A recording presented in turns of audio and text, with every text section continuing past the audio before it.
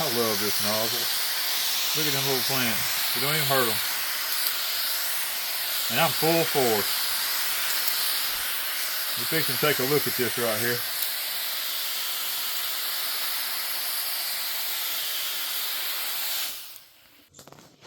All right, guys, I come out here and was watering this and got to looking. This is day 4.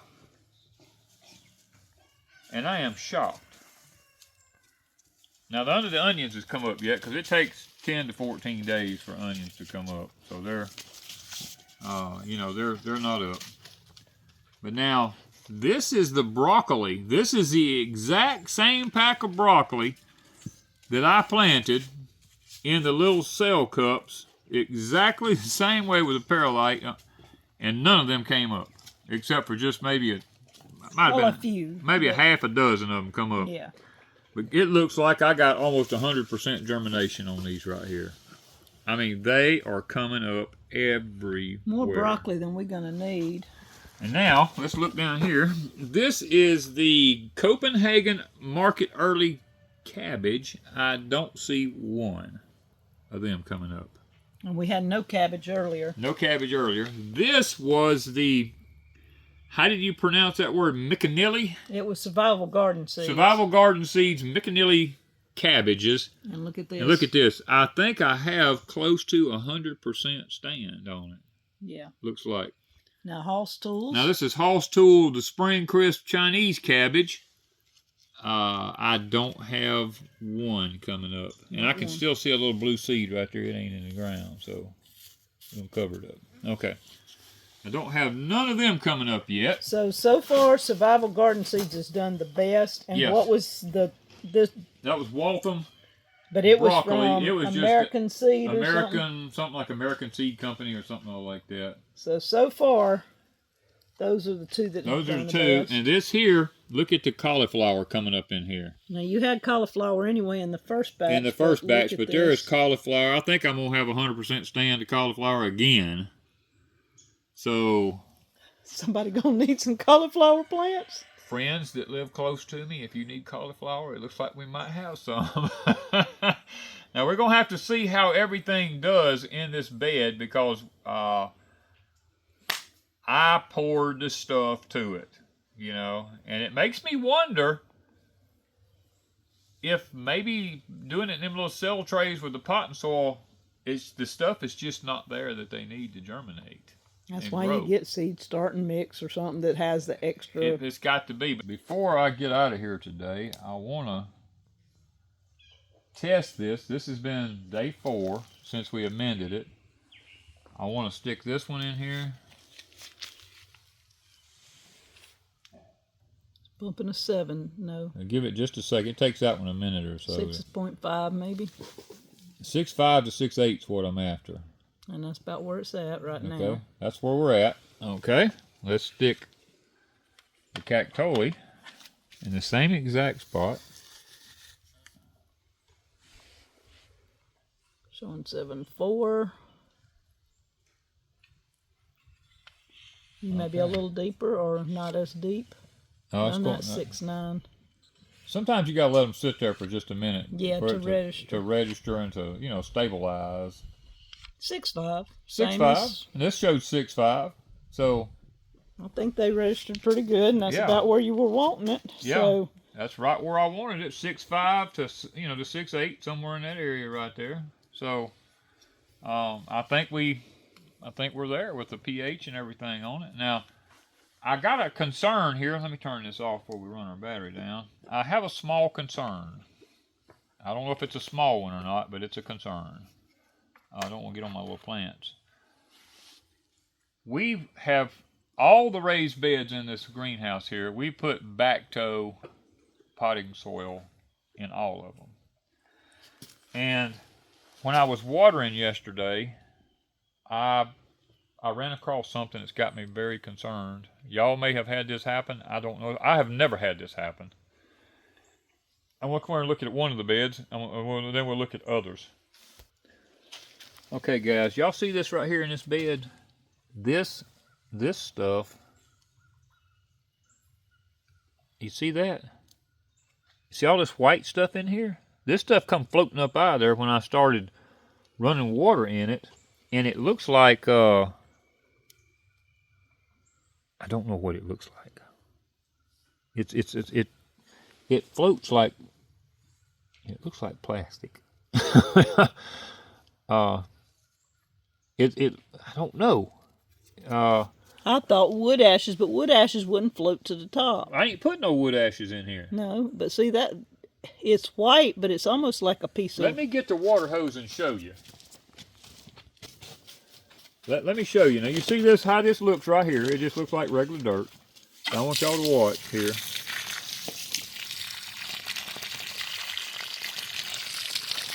That's what I was having happen. Some white stuff floating up out of the ground. It starts coming up out of that soil and starts floating up to the top. The deeper I go, the more of it floats up.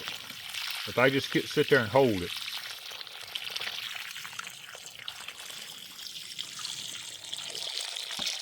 Look at it floating up here.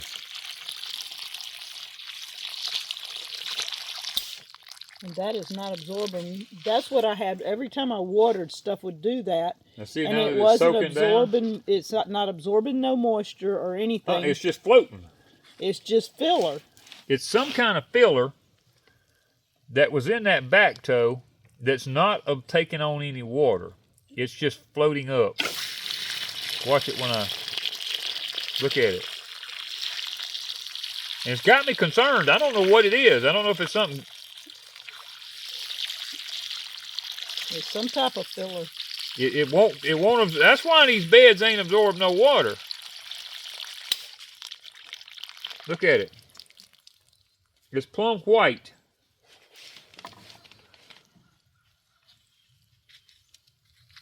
I mean, I don't know what it is. It's almost like it's ash. Yeah, I thought it was ash, but then ashes don't just come up like that, do they? I don't know. Let me dig down. Look at that. Boy, look at that.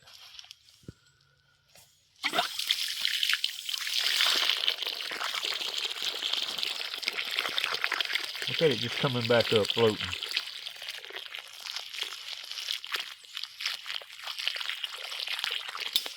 It looks like a soup mix, something floating to the top of a soup mix. Now it's going down, but when it does, see, I can pick it up. It's like airy. It's crunchy. I mean, is it ash? You didn't put ashes, did you? No, I ain't put no ash in it, but back toe could have. Yeah, back toe could have put it in there. I mean, I guess. I don't know. I don't know if it's something harmful for the soil or... I mean, like I'll come down here and start washing in this. You know, just look at it. We don't have any plants now. So. Now look at it. See it tearing loose in the soil, just coming out? Look at it. In the soil, watch the water go down in the bed. The bed's draining. There ain't no doubt that the bed's draining water through it. I don't know. If you guys have experienced that, let me know. And let me know what you think it is, because I have no clue. Now this is the other bed. Here, we didn't put no back toe in this one. This one's just dirt and amendments right now. This one had leaves, pine straw. And this is what it's supposed to look like. You know, and we put cow manure in here. We've got triple 13, vermiculite, lime. This is the way it's supposed to look.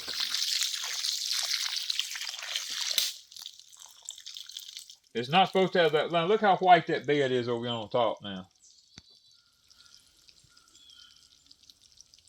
That ain't right. Let's check one behind you here. Now I added this white stuff that's on it is vermiculite. I see some time release fertilizer in there. Now I was flipping on this bed. Look at the stuff. I just wanted to turn this with a shovel. I want you to look at this.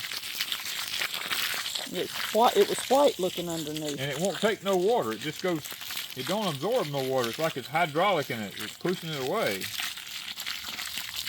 Look at this. The water just, I mean, look at that. It doesn't absorb. It absorbs nothing. And I don't know what that is, because when I started flipping it, see, that's what it looks like over there. I'm like, this is weird looking.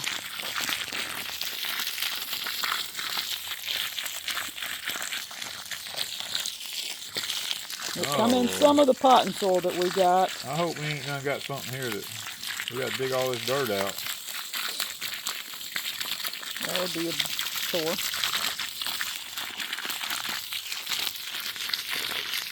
Test the pH up here.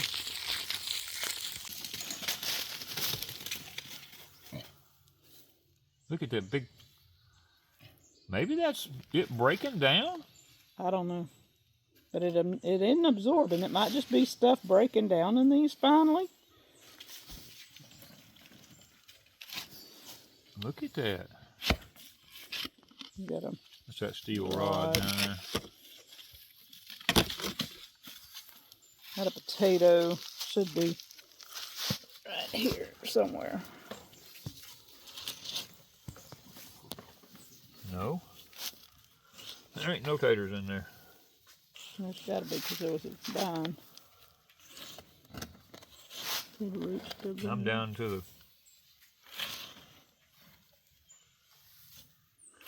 So they weren't making no taters. Making no taters. It just, oh, look at that. That... Is it that stuff breaking down?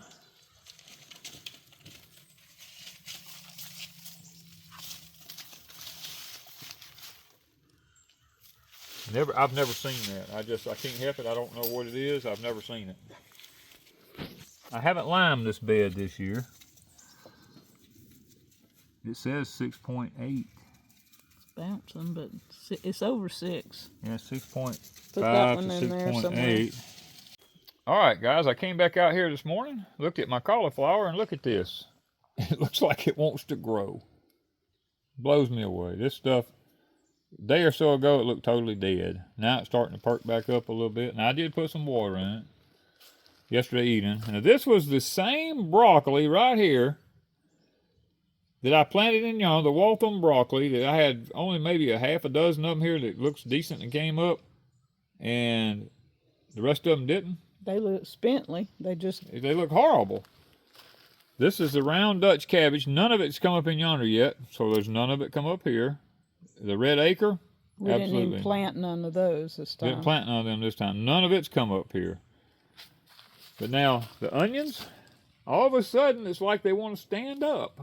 So, you got about, you had almost 100% in both of them, and now you're maybe... See, here's where we're at. Look at them right here. 40 or 50%. Look at them. They just shriveled up and died out here in the sun. Well, they're not in the sun. They're underneath these trees, but look at that. They just shriveled up and died one by one.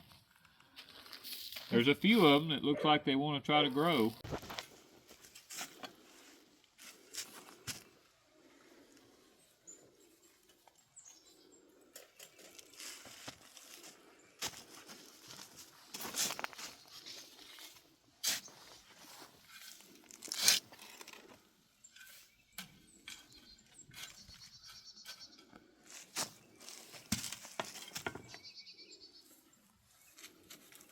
It's about time for us to get ready to, cabbages will be ready. So we've got to have, and cauliflowers and all that kind of stuff's gonna be ready to put in the ground. So now is the time for us to go ahead and start amending all these pots. So what I did this morning was I came out with the Cactoli and my other pH tester, and I went to every pot, one by one, and I tested them, and anything that was lower than a 6.5, I put a line through it. That let me know which pots needed lime, which was almost all of them. I mean, I think we had 3 or 4 that didn't need any lime, but most all of them needed it. So I went ahead and I went ahead and limed the pots and got them there. That's what I was doing just then, this row right here. I was turning the lime in, getting it ready. Ms. Wanda's tomato plants was like a 5 here, but look at this here. These are really nice tomatoes. Now we don't know what kind they are. We just know that they're an indeterminate. I can tell you that. But they've got a good shape. Yeah, got a nice shape. And they've got little dimples in them, which tells me that that's probably an heirloom. Heirloom. I know I planted an heirloom. I just don't remember which one. I mean, all of them are. They're like, you come through every morning, you know, just kind of shake them. Of course, this morning the wind was blowing. And that's the reason I got a long sleeve shirt on. I come out this morning, it's 55 degrees and the wind blowing. I told one day, I said, when it's 98% humidity and like 90 degrees in the morning, why can't the wind blow in the summertime? And it won't do it. But it will when it turns cool. So we just shake them and help them to pollinate. And look at Miss Wanda's this is the Beet Alphas. Beet Alphas. I told her, I said, I think this is what we're going to plant from now on. These things are, I mean, look at it. And all the new ones coming on here. There's one there, one there, one there, one there, one there. I mean, they don't have to be pollinated. They're just hanging down everywhere. And they seem to be fairly uniform. And crispy. Yeah, she eats them. I don't eat them. I leave them for her. But look at that. Nice, I'd say what, 8 inches? Something like that? Yeah, maybe. We're going to take a few of them and make refrigerator pickles today, sometime today. Got a lot going on. Yeah, we got a lot going on. We got to go out of town today. So those two. Our Azure pickup. You want that little one? You want to leave it another day? I'd leave it another day. Okay, so we're going to take 4. And that'll probably fill up leave it another day. Leave it another day? Yeah, let's leave it one more day. Okay, because you already had one, didn't you, or 2? I ate it. Oh, you done ate it. I done ate it. But see here, on this plant, there's 2 plants here. This plant's starting to kick it. There's some down here. And blooms galore. Yeah, they're starting to do really, really all the way. Nice. I mean, I'm really, now let's look at the other ones over here. You got the divas and see what they're doing. Now, I came yesterday and I stuck the little trindles over here and they've done wrapped around them. I did it on both of them because they were trying to lean out away from it, I guess toward the sun. Like this one here is trying to lean out, and I was putting some extra soil in here, and I'll kind of take them little trindles where they like touch that wire like that right there, and they seem to just grab a hold. Now I did this one, and this is no joke. I put that on there just like that, and I came back an hour later, and it had wrapped around it twice. I was like, you know what? I could have probably stood here and watched it. Probably. That was so amazing to me that it did it that fast.